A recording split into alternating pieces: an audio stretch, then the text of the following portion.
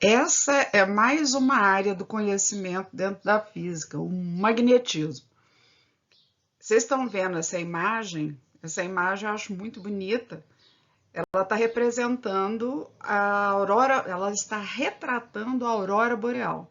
A aurora boreal é um fenômeno luminoso do céu que dá para ser percebido nos polos ou regiões próximas do polo, por exemplo, na Noruega, dá para ver a aurora boreal e ela não fica exatamente no polo, mas é uma região próxima. E isso é devido ao magnetismo terrestre, certo? Então, a gente diria que partículas que vêm emitidas por estrelas, os corpos celestes que estão ao redor da Terra, elas são filtradas ou são atraídas pelo polo magnético da Terra, né? Polo Norte, Polo Sul, e a gente tem esse fenômeno. Mas para entender esse fenômeno, a gente tem que entender o magnetismo, certo? E o magnetismo, então, ele é o estudo dos ímãs, tá? Então, vamos lá. Os ímãs, né, são estudados dentro dessa área que é o magnetismo, eles são formados a partir do elemento químico ferro, certo? Todo material que é rico em ferro normalmente é um ímã natural, tá? Nós temos, fora o ferro, a gente também tem o cobalto, também tem o níquel, e ligas metálicas que têm ferro, cobalto e níquel são muitas vezes ímãs naturais e ímãs muito fortes, certo? Mas o ferro é o melhor representante dos elementos químicos todos, né? Que tem essas propriedades magnéticas.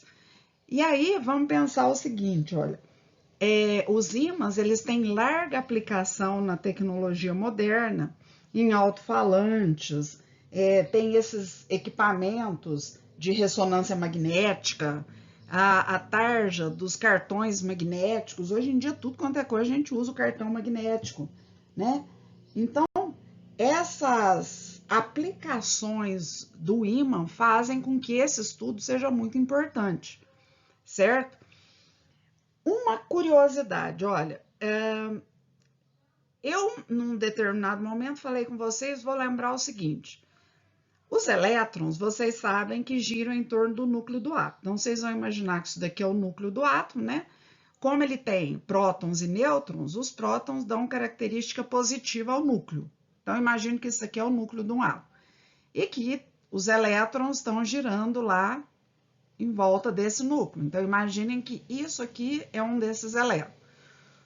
Nesse movimento aqui, olha, nós diríamos que esse movimento aqui é um movimento de translação do elétron em volta do núcleo. Mas acontece que cada elétron, ele também ele possui um movimento de rotação em torno do próprio eixo. Então, essa rotação em torno do próprio eixo, então imagina que aqui ó, tem um eixo e que o elétron também vai fazer esse movimento em torno dele mesmo, certo? Então, nesse movimento de rotação, que a gente chama, né, de spin, que é mais meio e menos meio lá dentro da química, nós vamos ter o surgimento de um campo magnético em torno, em volta desse elétron. Então, o menor ímã que existe é o elétron. Por quê? Porque ele gira em torno do próprio eixo. Porque o elétron, ele possui movimento de rotação. Esse movimento de rotação a gente chama de spin. E isso daí faz com que o elétron, ele adquira, ao girar, ao se movimentar, campo magnético ao seu redor, certo? Esse campo magnético, ele é um campo como alguns outros que vocês já aprenderam. Tem o campo gravitacional da Terra, ele fica em volta da Terra e atrai os objetos para a sua superfície, para o seu centro, na realidade, né? Nós temos campos gravitacionais entre planeta-planeta, planeta-estrela, uns vão atraindo os outros, né? Os corpos celestes. Mas a gente também tem campos elétricos, que foram aqueles que também vocês já estudaram, né? Quando você tem uma carga, um objeto que perdeu elétrons, ele fica positivo. Então, ele tem um campo elétrico em volta dele, ele vai atrair, se ele é positivo, vai atrair coisas negativas ou coisas, por exemplo, que estejam neutras, aí o objeto polariza e é atraído, enfim. Esse é um terceiro campo que nós vamos estar falando e estudando, campo magnético. É um campo que também existe ao redor de quem? De objetos que estejam magnetizados, certo? Principalmente objetos que contenham o elemento químico ferro, tá? Nós temos ímãs que são ímãs artificiais, e ímãs artificiais a gente pode obter a partir da corrente elétrica. A gente estava falando de circuito elétrico, imagina um experimento dessa maneira aqui, olha, você tem uma pilha, essa pilha você pega e liga um fio no polo negativo, aqui o fundo da pilha é o polo negativo, então você liga um fio aqui, esse outro lado da pilha que eu estou mostrando agora aqui, ó, é o lado positivo. A gente pega um fio bem grandão e aí eu vou fazer o seguinte, ó, a gente pega um prego mesmo, certo? Um prego. Então, desenhando aqui um prego, né? A ponta dele, a cabeça do prego. E aí, o que eu faço? Esse fio aqui, eu falei para vocês que tem que ser um fio bem comprido, porque aí eu vou enrolar o fio em volta do prego, bastante volta.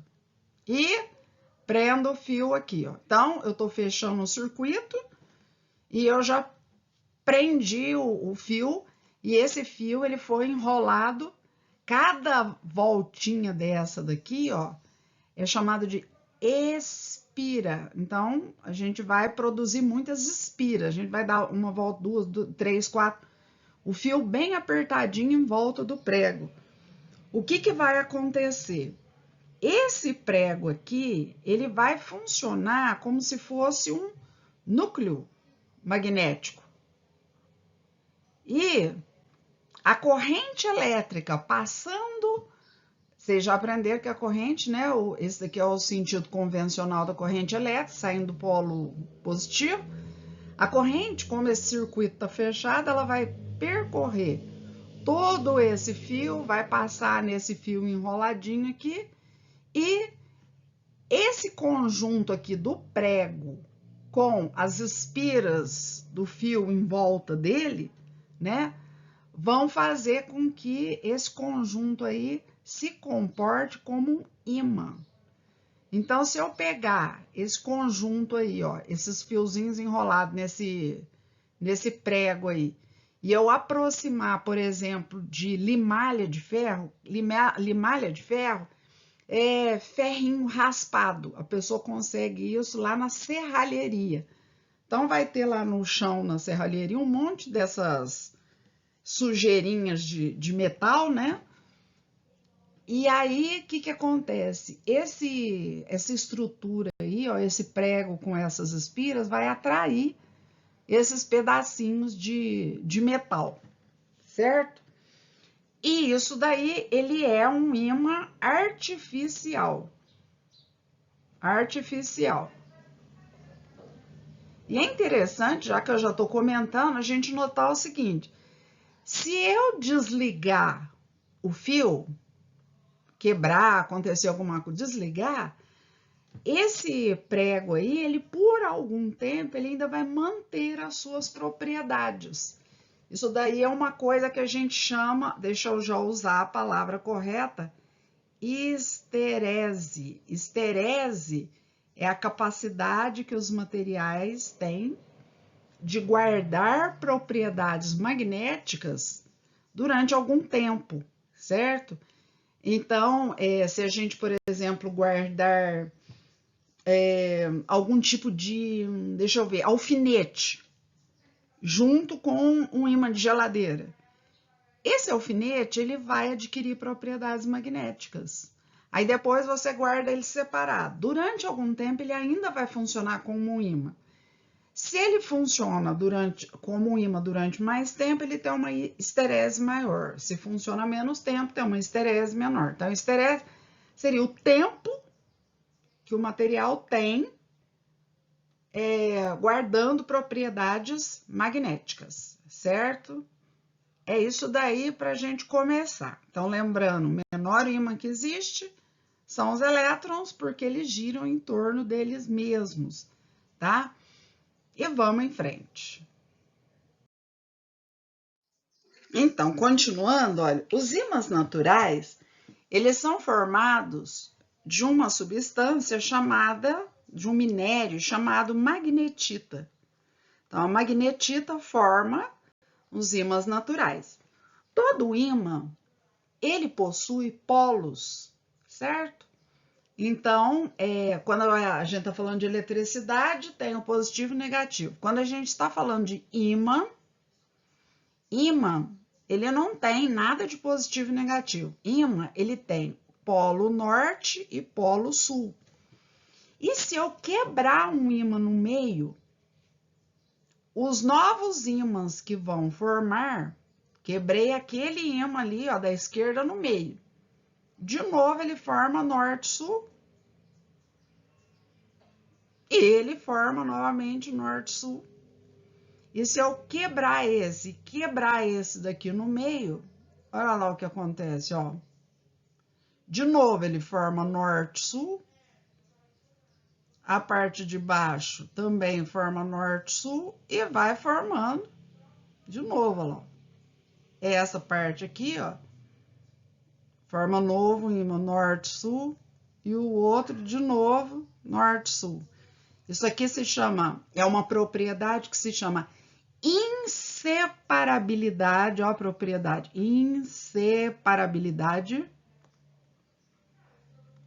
inseparabilidade dos polos magnéticos do ímã.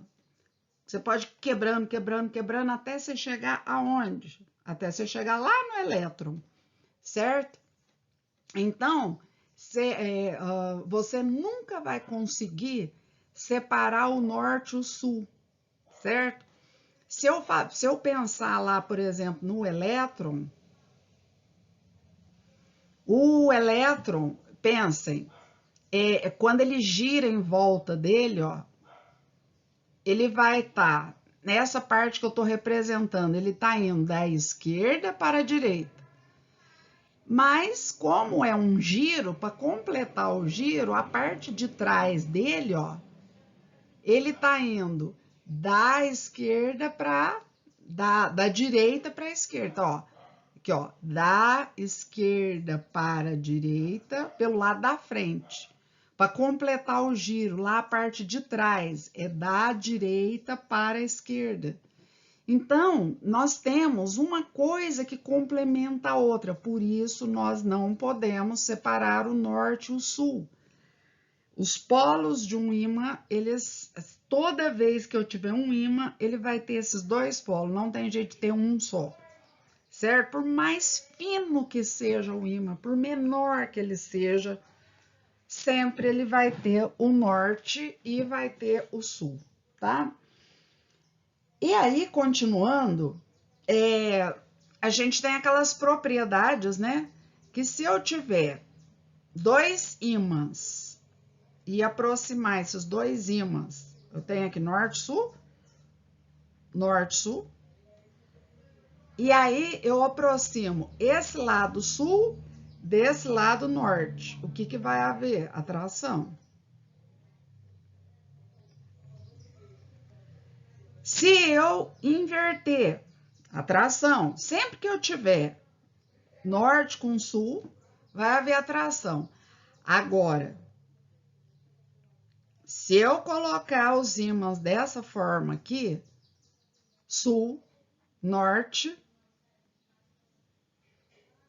e norte-sul, aí vai haver repulsão.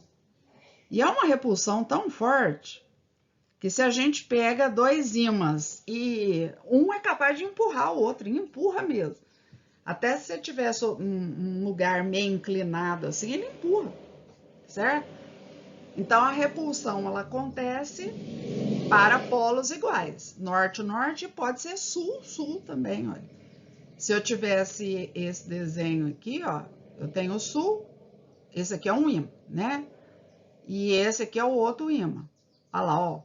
Os polos iguais agora, eu aproximo. O que vai haver? Repulsão.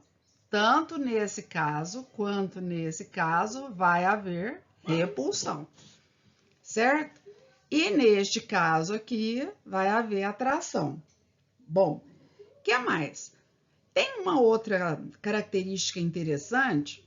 A gente já falou de campo elétrico, lembra? Era representado pela letra E. É uma grandeza vetorial, né? Os campos magnéticos também são representados por vetor, tá? Então, o campo magnético, que é representado por vetor, vamos imaginar o seguinte aqui, ó. Tem um ímã, aqui eu tenho o norte, aqui eu tenho o sul. Dentro do ímã, sempre nós vamos ter os vetores campo magnético dessa maneira aqui, ó, dentro do ímã. Olha lá como é que é o vetor campo magnético. Acontece que vai me interessar muito é a região em volta do ímã. Então, olha, como o campo magnético é uma linha fechada, continua. Ela vai ser assim, olha, desse jeito aqui, ó. Quer ver? Olha lá. A gente diz que o campo magnético, ele sai do norte e vai para o sul. Isso por quê? Porque ele é um ciclo, ó, é uma coisa fechada. Então, dentro do ímã, as linhas que indicam o campo magnético são de sul para norte. Do lado de fora, para fechar esse desenho, ó, sempre a gente vai ter linhas saindo do norte e indo em direção ao sul e entrando aqui no sul, ó. Tá certo? O próprio planeta Terra. Então, vamos falar do planeta Terra aqui, ó. Então, eu estou representando a Terra e todo mundo sabe que a Terra ela tem os polos geográficos, né? Os polos geográficos, eu vou colocar a letrinha G para eles, né? Então, nós temos aqui o norte geográfico e o sul geográfico. Por que eu estou frisando bem esse negócio de geográfico? Porque as linhas de campo magnético da Terra, porque a Terra é um grande ímã, gente.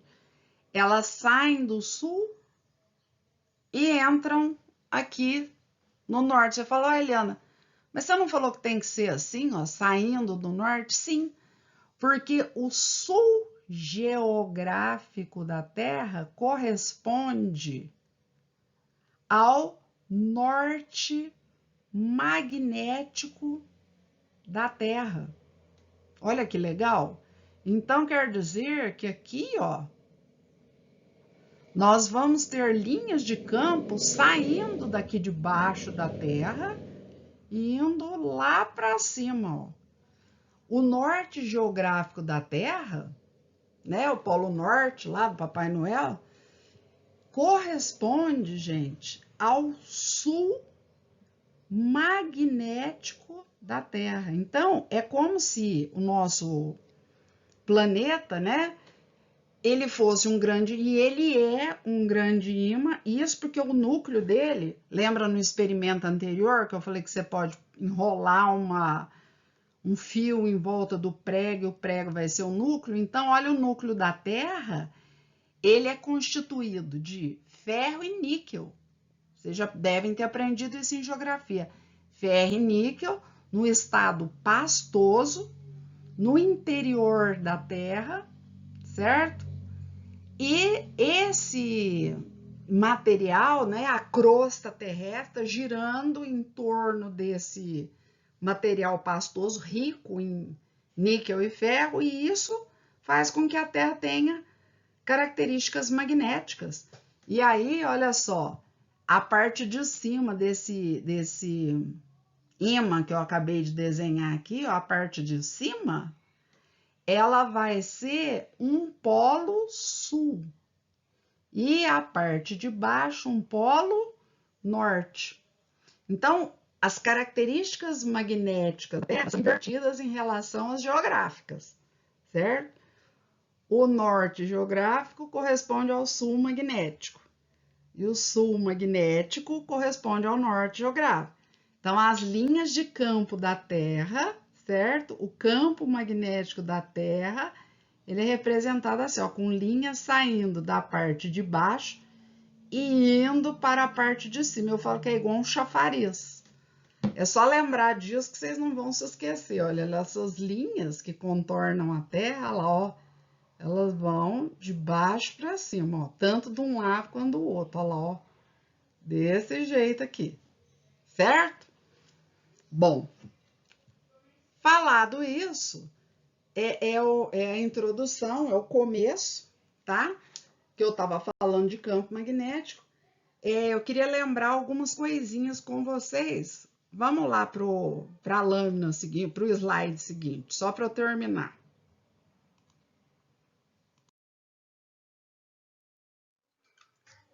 Então, para a gente encerrar, para não ficar grande demais, eu queria falar com vocês o seguinte: se eu quiser cessar, interromper a ação magnética de um ímã, eu posso, por exemplo, na realidade eu estou falando que se eu quiser desmagnetizar um ímã, eu posso usar, por exemplo, o calor. Então é por isso que cartão magnético, cartão de banco, é uma dica para vocês. Cartão magnético, gente, ele tem aquela tarjinha, né? Imagina que isso daqui é um cartão de crédito, né? Que é um cartãozinho magnético, tem uma tarjinha preta atrás dele, assim, ó.